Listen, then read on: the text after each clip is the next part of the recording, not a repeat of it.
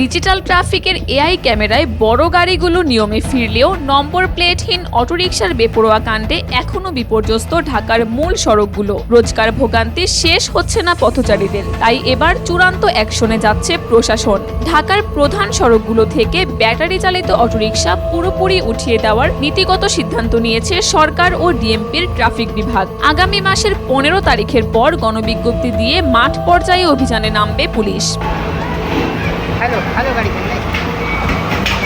Traffic বিভাগ জানিয়েছে, রাজধানীতে এআই বা কৃত্রিম বুদ্ধিমত্তার ক্যামেরা চালুর পর সিগন্যাল অমান্য কিংবা উল্টো পথে গাড়ি চলার প্রবণতা অনেক কমেছে। তবে বিপত্তি বেঁধেছে অটোরিকশা নিয়ে। নিবন্ধন, নম্বর প্লেট কিংবা চালকের লাইসেন্স না থাকায় ক্যামেরায় আইন ভঙ্গের দৃশ্য ধরা পড়লেও তাদের প্রসিকিউশনের আওতায় আনা যাচ্ছে না। তাই প্রথম ধাপে প্রধান সড়ক এবং পর্যায়ক্রমে পুরো রাজধানীতে অটোরিকশা নিয়ন্ত্রণ করা হবে।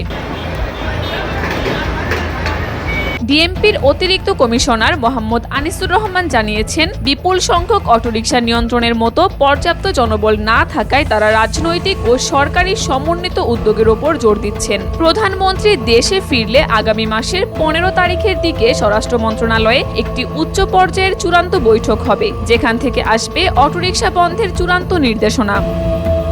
কাকুলি আখতার, দেশকাল নিউজ।